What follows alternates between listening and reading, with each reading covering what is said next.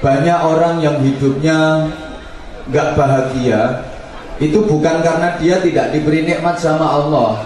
Banyak nikmat yang dia dapat dari Allah, tapi nggak dia rasa. Dia terlalu sibuk memikirkan nikmatnya orang lain. Dia menganggap seakan-akan rumput halaman tetangga nampak lebih hijau daripada rumput di halamannya sendiri. Padahal urung mesti. Nyawang bojone wong liya katon bagus, nyawang bojone dhewe katon wedhus. Ngono kuwi ibu sing marake atimu judeg. Maka ibu-ibu, hari ini ibu boleh memandang wajah aku. Kan aku diundang ke sini bukan cuma untuk didengerin, boleh juga dipandangin kok. Boleh memandang aku, tapi tolong jangan sampai ada yang punya perasaan aneh-aneh. Aku sih cuman khawatir, takutnya ada yang punya perasaan, kok suami aku tidak seganteng kiai itu. Gak boleh, kan kebahagiaan yang kita harapkan ada tandanya. Sebagaimana sabda Rasulullah Sallallahu Alaihi Wasallam, arba'un man u'tiyahunna faqad a'ta khairay dunya wal akhirah. Ada 4 perkara, siapa yang mendapatkan 4 hal ini, maka sesungguhnya dia telah berhasil meraih kebaikan dunia akhirat sekaligus.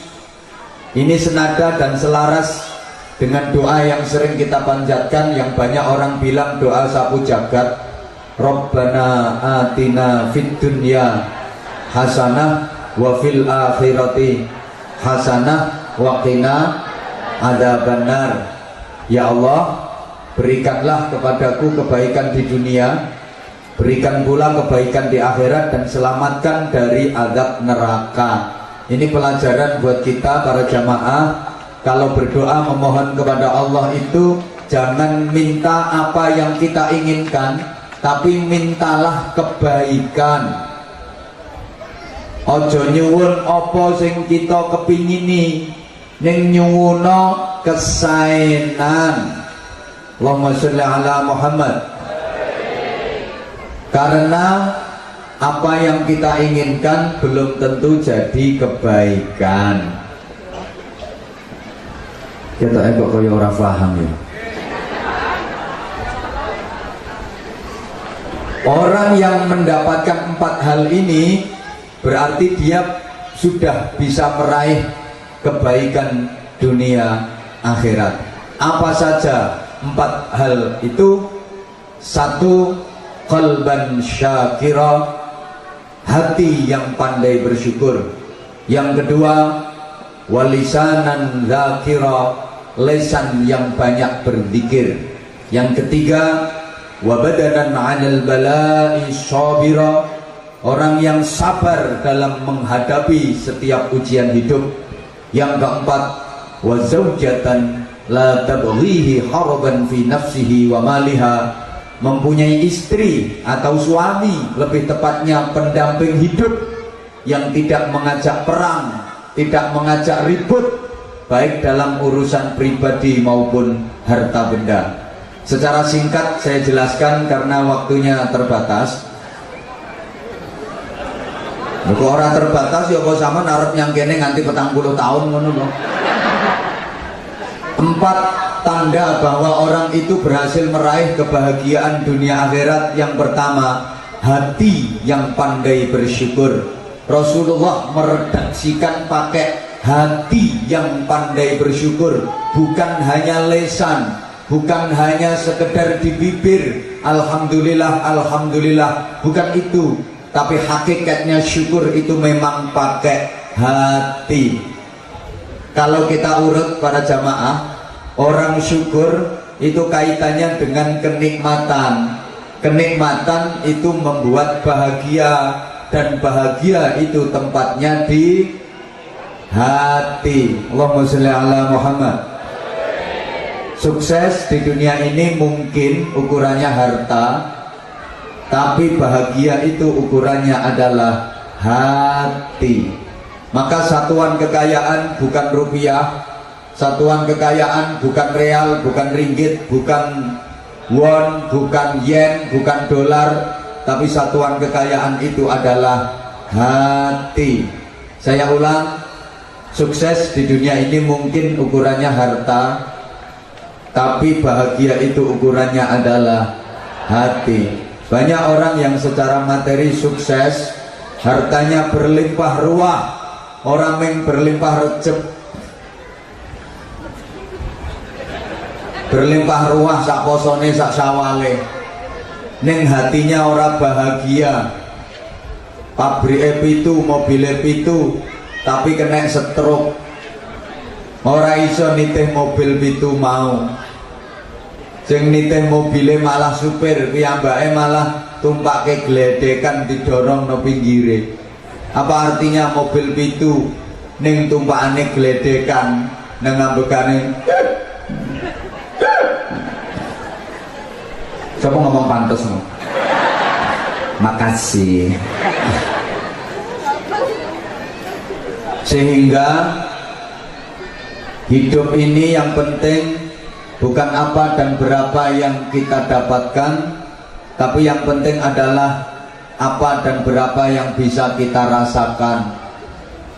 Apa artinya berhasil mendapatkan tapi nggak bisa merasakan? Jenengan mirengke mboten? Berhasil mendapatkan tapi nggak bisa merasakan, rugi mas. Sampean berhasil mendapatkan cewek cantik jadi istri sampean, tapi sampean nggak bisa merasakan, soalnya sampean impoten. Banyak orang yang berhasil mendapatkan tapi tidak bisa merasakan.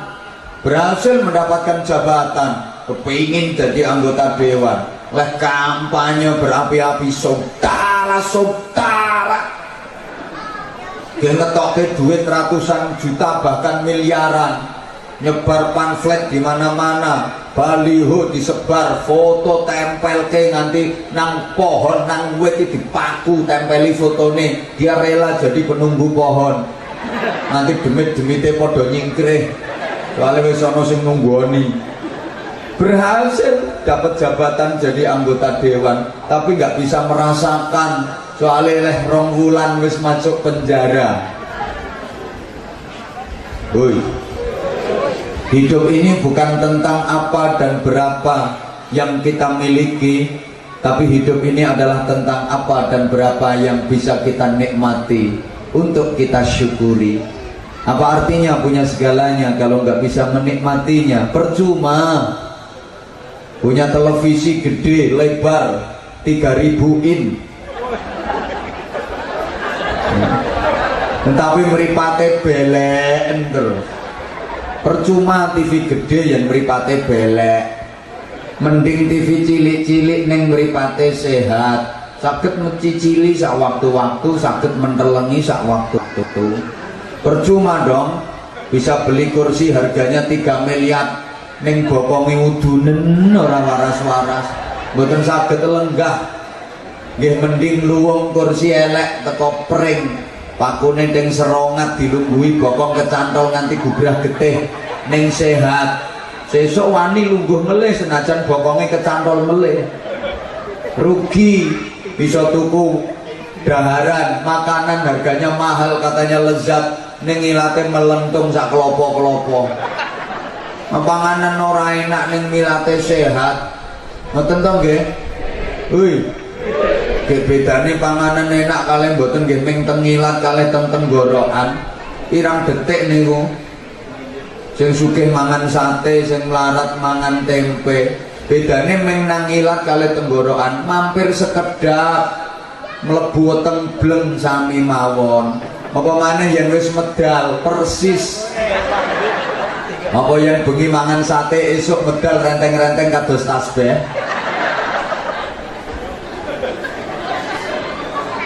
Percuma memiliki tapi nggak bisa menikmati. Percuma pak punya istri cantik, memikat, muayu, kemerusu, semok, belenok, ning bojomu bendino anyang-anyangen wae ora kena diulek-ulek.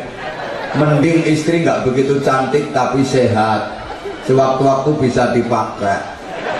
Ini sengaja saya sampaikan, tujuan saya untuk menghibur sing rupane elek-elek kuwi. Ben ora ngenes nemen-nemen.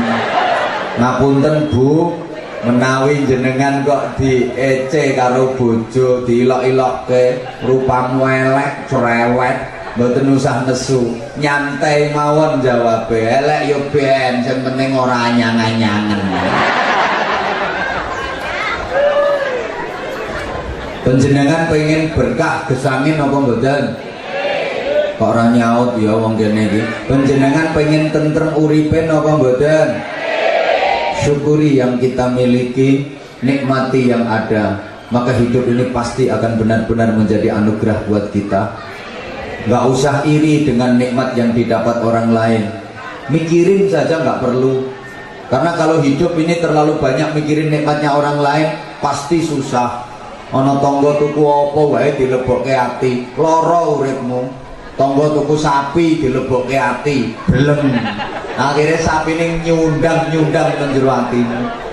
Tangga tuku sepeda motor dilebokke ati, bleng, ya atimu kecos knalpot. Tangga bangun omah dilebokke ati, bleng, atimu kesogro usuk. Mama tanggane budal haji yang Mekah, sampean budal yang alam kubur.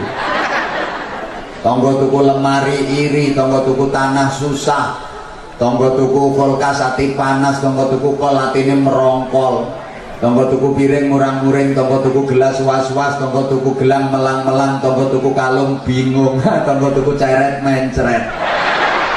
Lara uripmu.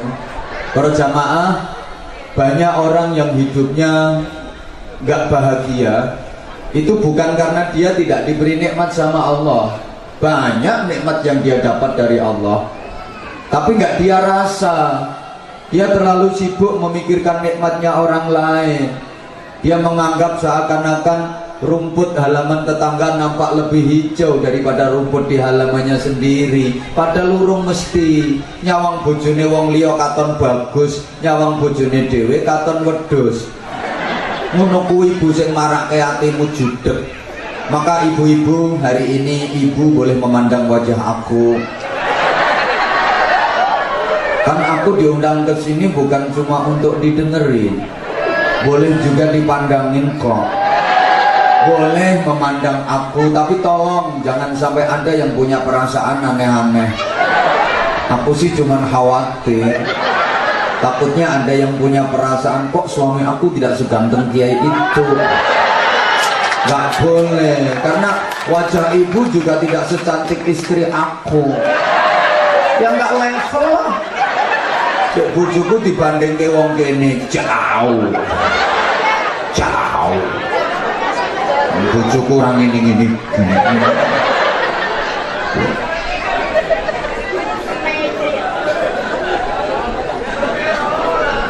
Allahumma sholli ala Muhammad. Yang kedua, jam-jamku dewe geger. Tanda orang yang mendapatkan kebaikan dunia akhirat itu walisanan zakira, lesan yang banyak berzikir.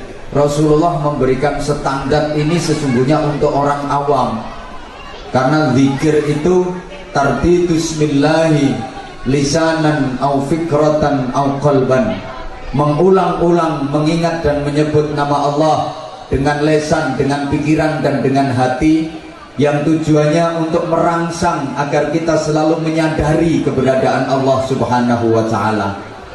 Ini yang paling mudah dilakukan orang-orang awam sekelas kita, orang-orang yang masih tahap belajar zikir. Karena hakikat zikir itu sungguh sangat sulit. Hakikat zikir itu adalah melepaskan diri dari kelalaian, melepaskan diri dari kelupaan, kemudian memenuhi hati dengan Allah, sehingga apapun selain Allah gak bisa masuk ke hati karena sudah tidak ada tempat lagi. Tapi ini sulit, hanya bisa dilakukan oleh orang-orang khos, bukan orang-orang jemburis-jemburis kayak gitu. Lah kula sampeyan sing tesih belajar niki, Sing paling gampang zikir niku nggih mengulang-ulang nyebut asma Allah. Orang itu kalau lesannya menyebut Allah, pasti ucapannya baik, pasti perbuatannya baik. Nggak mungkin bisa nyebut asma Allah sambil melakukan maksiat. Apa ya iso sampeyan zikir karo gambleh? Subhanallah, subhanallah, subhanallah, subhanallah, subhanallah, pancen tanggo ngarep omah iki dudu menungso. Subhanallah, subhanallah, subhanallah, subhanallah, subhanallah. Anake sing wadon wis bola-bali digondoli lanangan. Subhanallah, subhanallah, subhanallah, subhanallah. Iki pancen anak sak mae setel selecek padha leceke subhanallah, subhanallah. Orang kalau lesannya zikir pasti ucapannya baik, perbuatannya baik, gak mungkin melakukan maksiat, gak mungkin berbuat jahat. Apa ada copet mau beraksi kok baca niat dulu? Bismillahirrahmanirrahim. Nawaitul nyopeta sunatan lillahi ta'ala.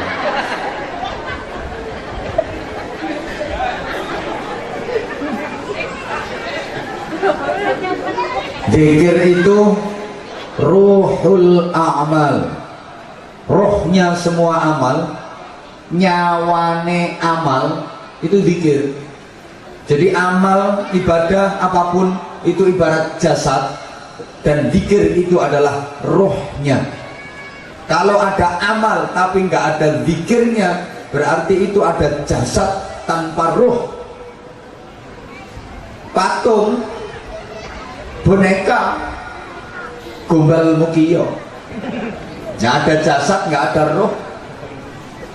Apalagi ngaku zikir tapi nggak ada amalnya, itu berarti roh tanpa jasad, malampir. Halo? Paham betul yang kula aturno? Kula baleni. Ono amal ibadah apa wae ning tanpa nganggo zikir yang Allah niku bebasan ono jasad tanpa roh. Ya nggak ada nilainya lah. Bapak-bapak ngapunten umpama ono patung apa boneka bentuknya apik molek kayak rupane ayu kemrusu, pakaiannya larang, regine apik, ambune wangi, sampeyan gelem Pak juga mengerabi.